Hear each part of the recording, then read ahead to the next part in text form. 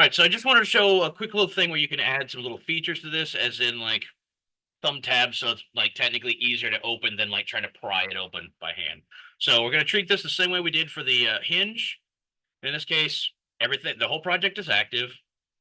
Create a sketch, and on this time, I'd really like this to be right smack in the middle. So instead of create sketch, apparently I'm going to have, because I accidentally made this thing right all the way from the bottom, I'm going to make a construction plane. So I'm going to select construction plane, offset plane, select from the originating plane, the XY plane, and then just drag it up to that middle point. Right there, which was apparently 21 millimeters. Great. And all that is that's going to let me draw right there in between. So now sketch on that plane, and I'm going to use project to just copy the top of the lid there. Great. Hit OK. And now if I hide the lid and bottom, I can still see what I'm doing here. And just as an idea, I'm going to make like a couple circles or something. So let's create circle. And now, again, this could be like literally anything. But in this case, I'm going to make like 2 circles. Something out to like there. Let's say 8. Sure. Great. And then I'll do the same. And I've made more butt cheeks. Great. Unintentional entertainment. Okay. It'll make sense of why I'm going to do it this way in a moment. Finish sketch. All right. So now those sketches are simply just floating in space, but at the seam for where these parts are. So same thing like we did for the hinge. Going to activate the lid and go to extrude. And I want that part of the sketch and just drag it upwards a little bit. Let's say 2 millimeters. Okay, cool. Join. That's going to add a little part there. It hides my sketches again. So let's rename those thumb tabs. Great. Now I'm going to do the same. Activate the bottom. Extrude. That little tab. Go down 2 millimeters. Hit OK. Reactivate the whole project. And there you go. So now that's just a simple little way you could like get your fingers in there and grab. And since we treated it the same way as the other one, I can extrude, or I can move it all up and down, blah, blah, blah. Now, granted, if you were printing this, I would highly suggest you put some fillets on this so it's a bit stronger. So I'm going to put a fillet all the way around just the top here. And yeah, just drag it out a little bit. Something that seems reasonable. You could go completely bananas and it'll turn into this really weird lobe, which is honestly one of the coolest parts about playing with fillet tools. If it lets you, if you keep dragging something outward, you end up with this really crazy connection point. Now, sometimes fillet won't let you take it this far, but if it's a simple enough shape, you can actually get it to push pretty far. So hit OK, and I'll do the same. Right click, repeat fillet. I don't have to go back and forth and activate each component because these things are already active, or these already joined. And that was like 7 or something. Oh, whoops. I forgot to add the sides. So cancel and repeat that. Make sure I select all of those edges, all 3 of them. As you saw, I kept getting errors right there. Now, without that, I can drag this way far out. Far out, man. Sorry. Yeah. The other benefit of this is adding these fillets at this extreme amount is if I go to print this. Sorry, I'm just trying to get to my view cube. Now, because of the way these angles are made, both for the lobes and this little tab, it's not a sheer surface, as in there's a significant overhang, but if I was slicing this from the bottom going upward, with that heavy fillet, I won't need to add supports to this to make that little tab. Same thing with over here. This tab over here for the, and I'll hide the lid, for the hinge, because this has such a heavy angle coming up from the base, I won't need to add supports to create this shape. So this is one of those ways where you can actually save yourself some material and also possibly printing time by adding heavy fillets or chamfers or just making minor modifications to your form to bring in tools like that. One of the things I wanted to show, and I'll just save that, thumb tabs. One of the other things is you could add like feature textures and such. Remember, this can be text, this can be just doodles, whatever. We can obviously add fillets and such to the top rungs. It's going to impact some things. There you go. See, it's not even going to let me because it's already right there real quick. So we have to play with that. What we're going to do instead, we'll use the emboss tool to create some details on the sides and such. So create a sketch. In this case, I can use the side itself. Or if I'm having difficulty grabbing one of those or so, it might be easier just to create a construction plane based off of any of these. And I can just select one of the faces and it's going to build that construction plane right there.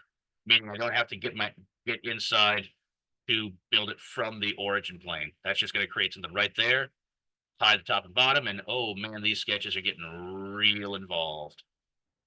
Let's just hide some stuff so I can kind of figure out where I am. But just leave that one right there. Great. So new sketch on that plane. I'll bring up my lid and bottom again just so I can know where I am.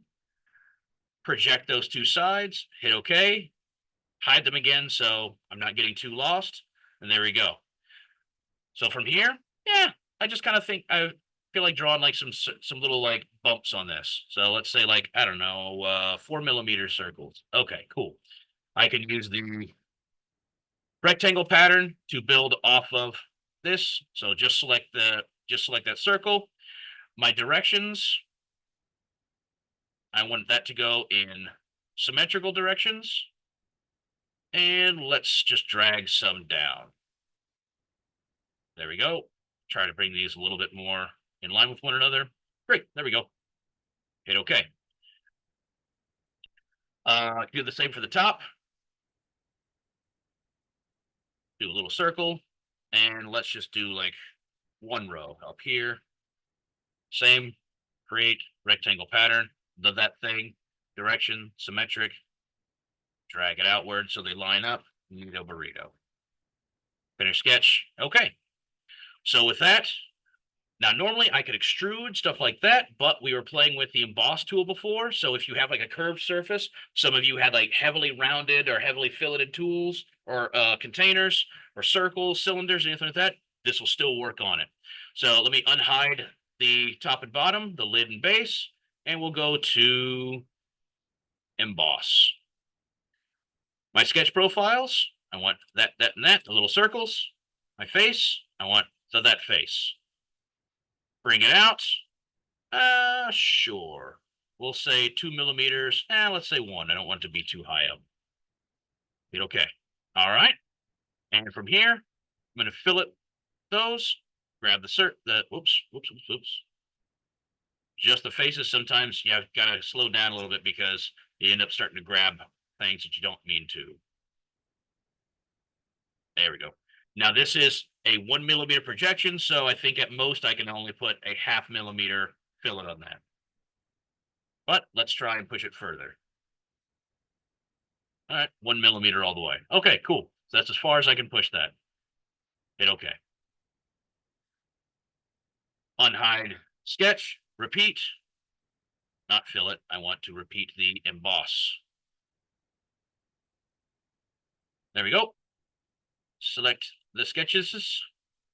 Now, realistically, this is the same thing. We could have done this with one and then made multiples of the full effect, but sometimes it's easier just to go through the whole process.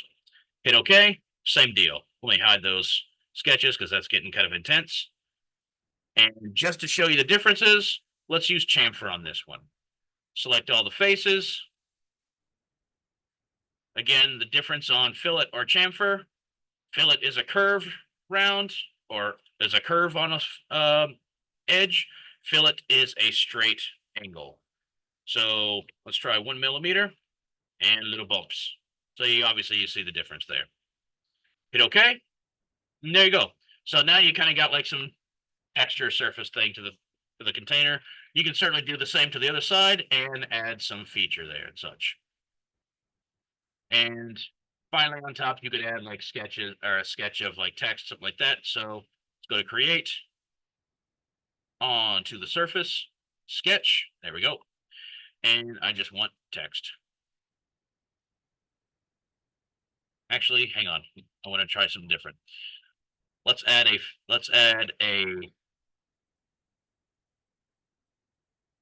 fit point spline. Do that. Drag that up and around, and I'm just adding some curvature to this. Show you why in a moment.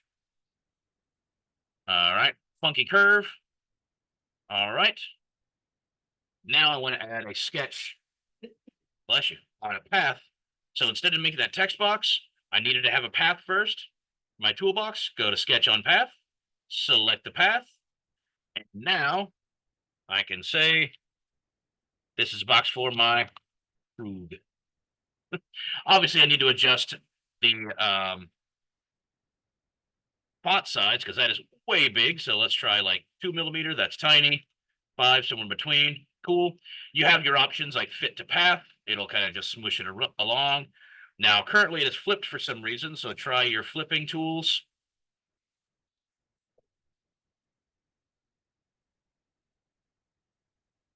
Weird. Don't know why it's backwards. Anyway, one thing I do recommend sometimes using the bold tool. Sometimes that helps. The other part is be wary of certain fonts. They will cause problems if it's too thin. It won't extrude properly, things like that. But there we go. And from there, we can go finish sketch, extrude, that whole thing. And I don't know, you could even deboss it or extrude downward, which would be negative, I don't know, 0.5. So it's going to cut inward. Hit OK. And there we go. Ask my frug box. Because there is, in fact, a frug inside. So whatever, just different ways to add features. Main things is those thumb tabs, things like that. Just something that you can grab onto the container with. If you want to add air holes to it, I don't know. Maybe it's your little insect collection box or whatever. Don't know. Anyway, save there. Oops. And okay, there you go. I just wanted to be able to show you how to do a couple of little details like that. So there you go.